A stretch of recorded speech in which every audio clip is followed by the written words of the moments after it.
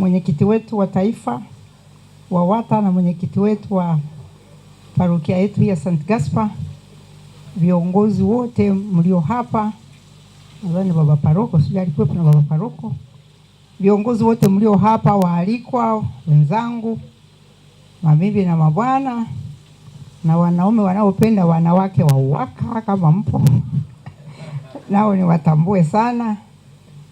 Niseme naomba itifaki izingatiwe. Tumsifu Yesu Kristo. Sasa kwanza sina budi na mimi kama mwana wa WATA kukushukuru sana mwenyekiti Mama Lukuvi kwa heshima hii ulionipa kunikaribisha eti na mimi nina sifa ya kuwa hapa mbele. Naomba tumpigie makofi. Na sasa unapoomba utoe neno kwanza kwenye watu ambao tayari ni watu wa amani, na ndio maana tuko hapa, kwa sababu pia ni watu wabarikiwa. Manake leo Mungu ametubariki tukaweza kufika hapa kama tulivyopanga, na Mungu amebariki sherehe hii na wanaoendelea kuhudumia. Maneno hayawezi kusifiwa kwa wingi wake. Na tumesali misa. Kila ninapokutana na Father Kesi wanajua kwamba hapa sasa ndatoka na chochote. Leo nimetoka na paroko tangu azaliwe. Na yuko sahihi, maana anamaanisha kwamba sisi ni wanawake, lakini wanawake wamekuwepo tangu Adam na Hawa. Ila sasa tunakuwa wanawake wa namna gani? Nadhani ndio jambo kuu. Na imesemwa hapa kwenye hotuba ulionipa hapa mwenyekiti, maneno mengi ya msingi umeshasema. Kwanza ni mwaka wa amani wa kanisa. Kwa hiyo na sisi tuko ndani ya ajenda hiyo ya kuzungumzia au tuseme kudumisha au kujenga amani. Sasa kwa sababu ulisema na mimi nitoe chochote ambacho wewe na wenzako mmeona kwamba inafaa na mimi nifafanue. Asante sana kwa kuona kwamba mimi nimefanikisha, lakini mimi najua kwamba mapungufu ya kwangu nako ni mengi, ni changamoto. Lakini sasa nisiwe mchoyo, kwa sababu nimeombwa nitoe lolote, kwamba hapa leo tuliohudhuria hapa watu wakisema kwamba Mama Tibaijuka kule alisema nini, wewe utasema alisema nini. Kama utakumbuka nilisema nini, then yote yatakuwa nimeshafeli. Huko ndio kufeli mtihani. Maana yake lazima mtu aondoke na chochote. Wazungu wanasema take away, kwamba mtu anaondoka na nini. Sasa mimi hii thimu ya amani kwanza huwa nikiangalia kiuchambuzi, kifilosofia. Yesu Kristo alipokuwa anahubiri, wakati hajasulubiwa, alikuwa anakemea maovu, anafanya nini, lakini alipotoka kaburini, tunachokisikia ni kwamba alisema amani iwe kwenu. Kwa hiyo sasa kama kuna amri ya Kristo, amesharudi kwenye umungu wake, kama tulivyoelezwa leo kanisani na Father kuhusu huyu mtakatifu nani Atanasi. Nimefurahi sana kumsikia. Lazima nilikuwa sijajua, maana yake mimi marehemu kaka yangu anaitwa Atanasi. Kwa hiyo leo nimejikuta namuombea pale kanisani. Kwa hiyo nikakumbuka kumbe alikuwa amebeba jina zito namna hii. Kumbe ndiye huyu wana filosofia wa mwanzo waliojenga Ukristo. Maana kusema kweli sisi hapa ni Wakatoliki, lakini zaidi ni Wakristo. Mimi huwa nang'ang'ania kwamba pia tusisahau Ukristo, kwa sababu Kristo hakuacha Wakatoliki, aliacha Wakristo. Haya mambo yalikuja kutokea baadaye katika viongozi mbalimbali, lakini cha msingi sisi ni wafuasi wa Kristo. Sasa Kristo huyu katika swala hili la amani anatoka kaburini, anawaambia wale mitume wake. Tena wale mitume wake, tuseme ukweli, Baba Dekania na Father Kesi, jamani, hii ni viongozi wa dini, lakini kusimamia jambo ni kitu kigumu. Manake wale mitume wake walikuwa wamejifungia kwenye chumba, au sio? Nadhani sikosei. Kwa hiyo walikuwa wanaogopa. Walikuwa hawana amani. Walikuwa wanawindwa. Walikuwa wanaogopa wasipotezwe. Ndio maana mimi naamini akasema amani iwe kwenu.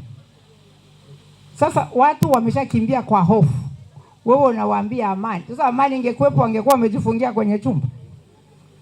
Mimi kwa hiyo hapo ndio inanileta kwamba amani tunayoongelea, ambayo kwa kweli neno hili linatumika vibaya, amani ya Kristo ni jambo la kiroho. Kama huna amani katika moyo wako, huwezi kuwa na amani ya nje. Sasa watu wanapenda sana kuchukua hofu kuita amani.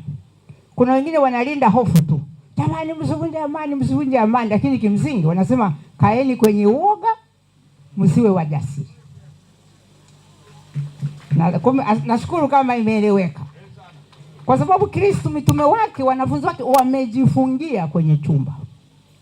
Sasa yeye anakuja anawaambia amani iwe kwenu, na baada ya kuambia hayo ndio naona sasa wakasambaa, wakaanza kueneza Injili. Tumsifu Yesu Kristo.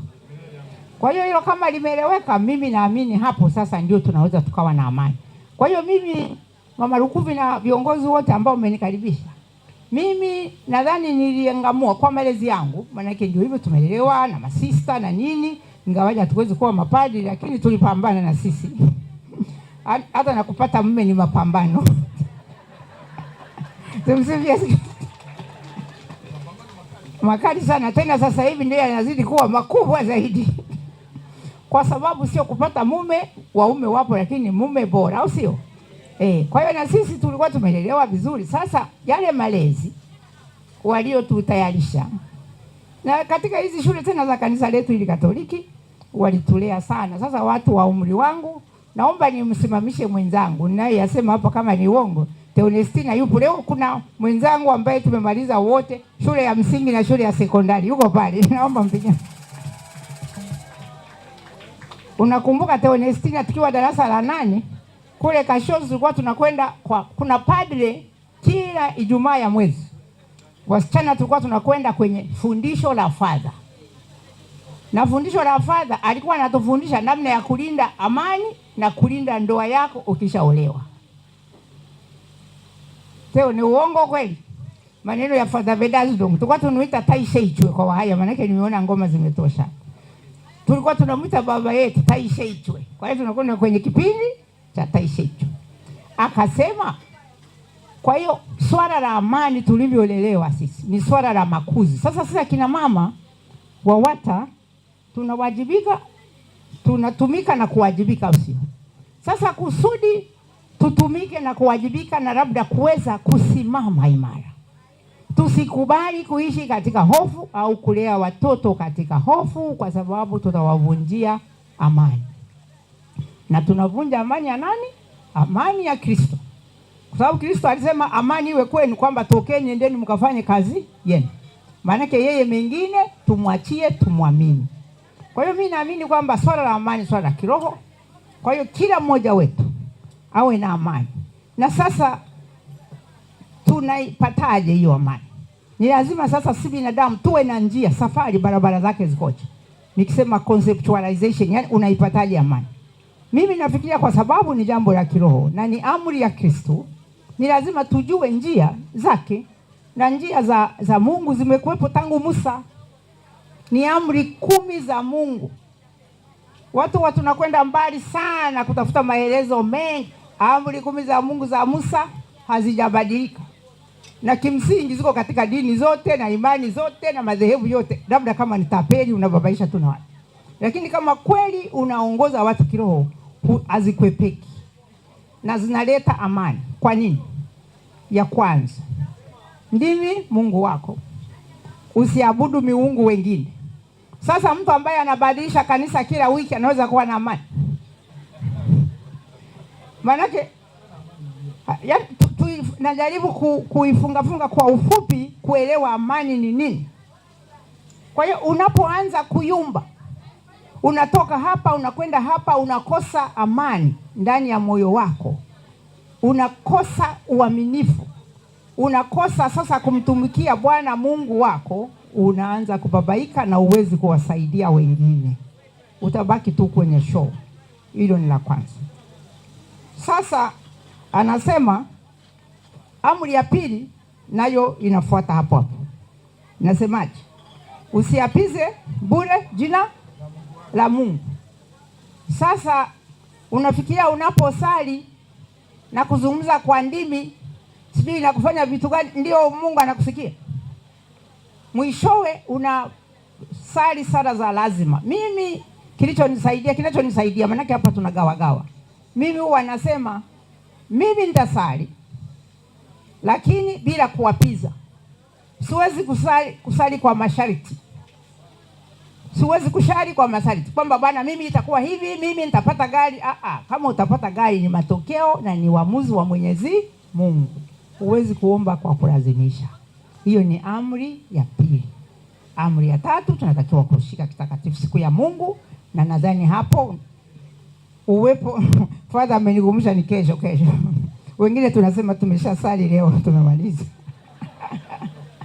Sasa anasema kusali, kufuata sheria. Kwa sababu nini? Mungu anajua sisi ni dhaifu. Asipotuwekea hiyo siku ya kumkumbuka, tunaweza tukamsahau kabisa. Kwa hiyo nawapongezeni sana WAWATA kwamba umeona kwamba tumeanza na misa na sala, lakini kimsingi lazima tuwe watu wa sala, kwa sababu peke yetu hatuwezi. Sasa ibada inatuweka katika hali ya kunyenyekeza kwa Mwenyezi Mungu. Ya nne, sitasema mengi.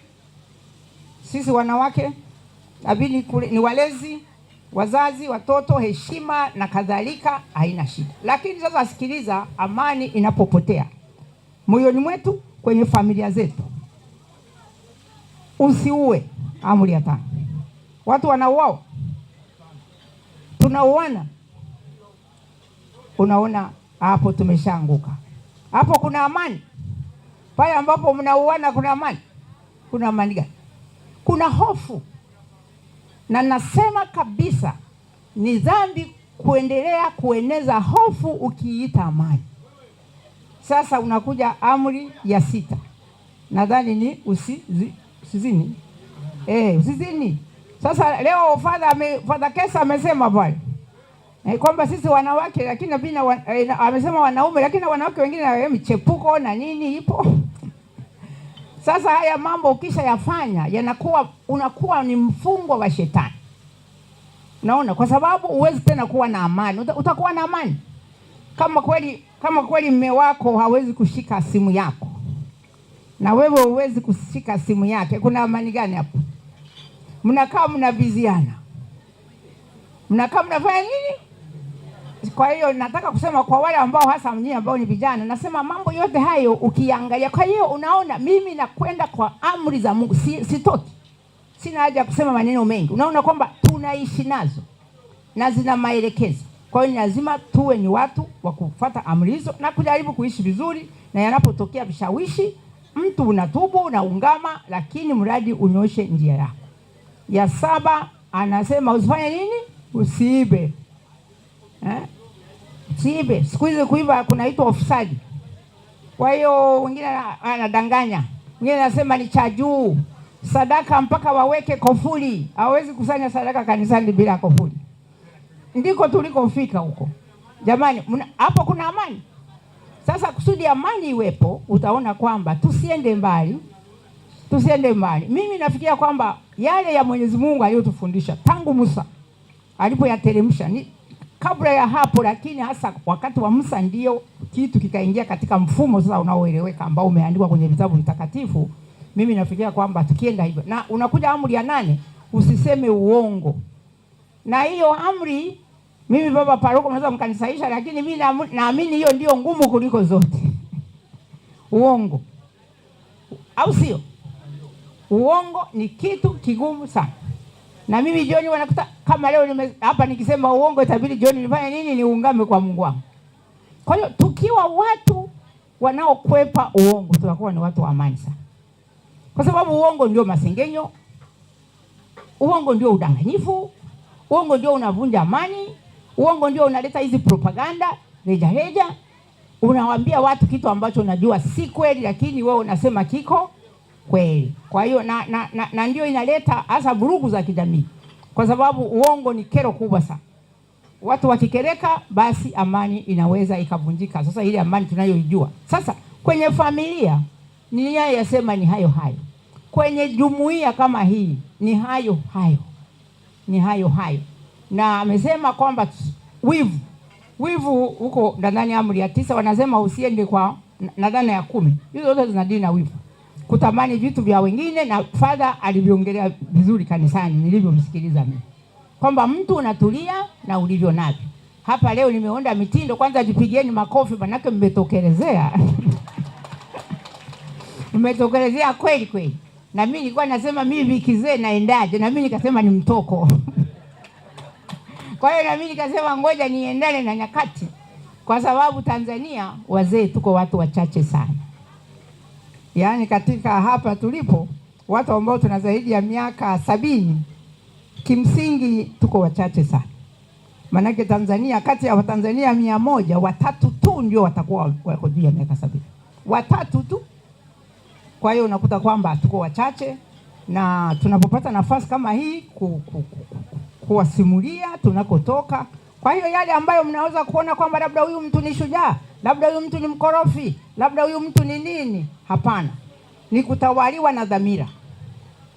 Ni lazima utawaliwe na dhamira yako, kwa sababu Mungu ameumba mwili, utaondoka.